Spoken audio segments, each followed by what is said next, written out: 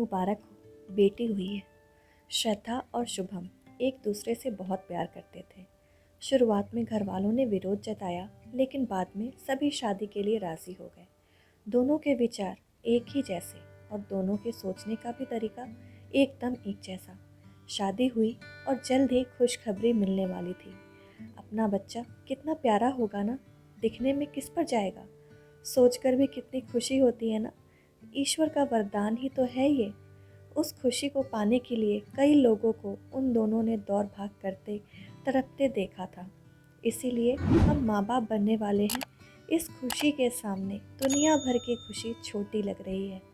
ये खबर सभी रिश्तेदारों में हवा की तरह पसर गई और बस यहीं से श्रद्धा और शुभम के जीवन की सही मायने में शुरुआत हुई। दोनों पति पत्नी नौकरी करते थे।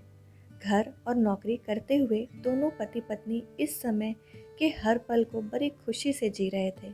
जैसे जैसे श्रद्धा का पेट दिखने लगा, रिश्तेदार, दोस्त, आस पड़ोस वाले, अस्पताल ही नहीं बल्कि अगर कोई रास्ते में भी पहचान वाले मिल जाए तो वो भी श्रद्धा को देखकर सभी के तर्क वितर्क शुरू हो गए। श्रद्धा, तुम्हारा चेहरा बड़ा ही चमक रहा है, तुम्हें बेटी ही होगी।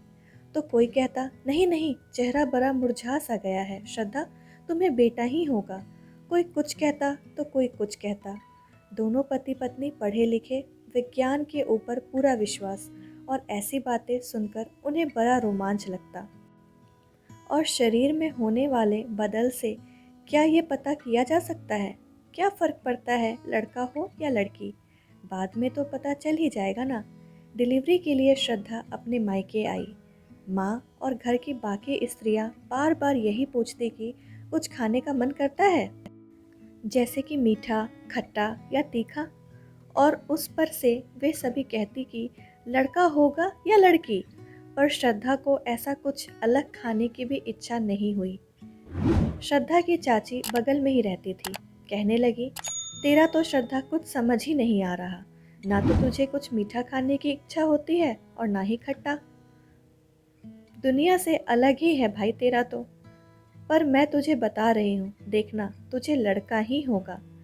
पर तुम्हें कैसे पता चाची? अरे ये बाल धूप में थोड़ी ना सफ़ेद हुए हैं।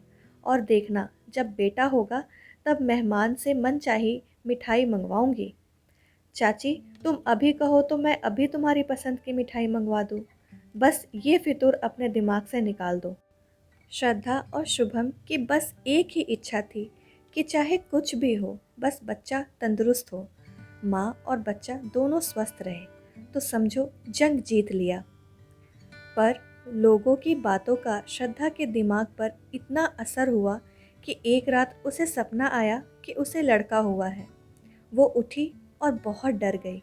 हे भगवान, कहीं मैं भी इन भावनाओं में बह न जाऊं, इस लड़का लड़की की दौर में। नहीं नहीं, मुझे अब इससे आगे इन सब के बारे में सोचना ही नहीं है। 9 महीने पूरे हो गए। अचानक एक दिन श्रद्धा के पेट में दर्द होने लगा। उसे तुरंत अस्पताल ले जाया गया। उसके साथ साथ उसकी माँ और उसकी सास भी थी। अंदर श्रद्धा के चीखने की आवाज़ आ रही थी और बाहर शुभम चक्कर पे चक्कर लगाए जा रहा था। सभी नाते रिश्तेदार दोस्त आ चुके थे। उन्हीं में से एक अम्मा जी बोली, बेटा चिंता मत करो, सब ठीक होगा। कल भी तुम आए थे ना यहाँ, मैंने देखा था तुम्हें। मेरी बेटी भी यहीं भर्ती है, उसे लड़का हुआ है, और देखना तुम्हें भी लड़का ही होगा। मैंने कल तुम्हारी बीवी को देखा था। अम्मा जी की बातों पर हंसूं या श्रद्धा की हालत देखकर रोऊं, शुभम को ये समझ ही नहीं आ रहा था। उधर श्रद्धा की हालत बहुत खराब हो गई थी। 3 घंटे बाद बच्चे के रोने की आवाज़ आई और शुभम की जान में जान आई। श्रद्धा ने एक बहुत ही प्यारी बेटी को जन्म दिया था। उस मासूम से बच्चे को देखकर श्रद्धा अपना दर्द, अपनी तकलीफ सब कुछ भूल चुकी थी। शुभम को तो ये समझ ही नहीं आ रहा था कि क्या करूं और क्या नहीं। इतनी प्यारी परी जो उनके जीवन में आई थी। शुभम ने अपनी बेटी को गोदी में उठाया और श्रद्धा से बोला, श्रद्धा मुझे माफ़ करना, पर मैं फिर से प्यार में पड़ गया हूँ। तुम मेरा पहला प्यार हो और तुम्हारी जगह अब इस नन्ही सी परी ने ले ली है। दोनों एक दूसरे की तरफ देखकर हंसने लगे। बच्चे की तारीफ करने में सभी आनंद ले रहे थे। फ़ोन करके सभी को बता दिया गया। कोई खुश था तो अरे बेटी हुई है, ऐसा सुर। कोई कहता लक्ष्मी आई है तो कोई कुछ और। अब शुभम ने फ़ोन करना बंद कर दिया। उसके मन में आया कि सुबह जो अम्मा जी मिली थी उनके पास जाकर अपनी परी को दिखाऊं और कहूं कि यही मेरा बेटा है। पर उसने बाद में खुद को रोक लिया। 3-4 दिन बाद श्रद्धा को घर लाया गया। अपनी परी के स्वागत में शुभम ने बड़ी तैयारी कर रखी थी। उन्हीं लोगों में से कोई बोला, क्या ज़रूरत है इतनी तैयारी की, बेटा होता तो बात अलग होती। शुभम हंसा और बोला, चाची जी तब भी इतनी ही तैयारी की होती जितनी मैं अपनी परी के लिए कर रहा हूँ। सभी बहुत खुश थे। ताई जी ने परी को हाथ में लिया और कहा, बस अब एक भाई मिल जाए परी को, और कुछ नहीं चाहिए। वंश बढ़ाने के लिए तो बेटा ही चाहिए ना। अब श्रद्धा से रहा नहीं गया। वो बोली, ताई जी आप बड़ी हो, कहना तो नहीं चाहिए पर मुझसे रहा नहीं जा रहा है। हमारे लिए बेटा बेटी एक समान ही है और दूसरा बेटा ही होगा ये तो कोई नहीं जानता ना। फिर क्यों पहले से ही इन सब के बारे में सोचना। आज का दिन, इतनी तैयारी, परी के आने की खुशी, इन सब का आनंद लीजिए। बच्चों को जन्म क्या सिर्फ बुढ़ापे के बारे में सोचकर थोड़ी न दिया जाता है, या सिर्फ अपने वंश बढ़े इसलिए।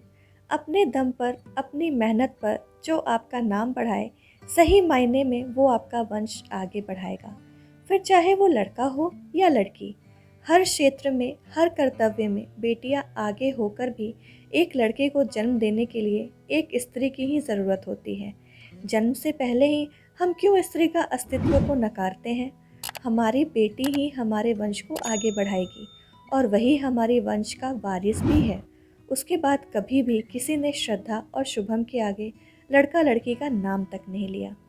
आशा करती हूँ दोस्तों ये छोटी सी कहानी आप लोगों को अच्छी लगी होगी। पसंद आई हो तो वीडियो को लाइक, शेयर और चैनल को सब्सक्राइब करना ना भूलें। वीडियो को पूरा देखने के लिए आपका बहुत बहुत धन्यवाद।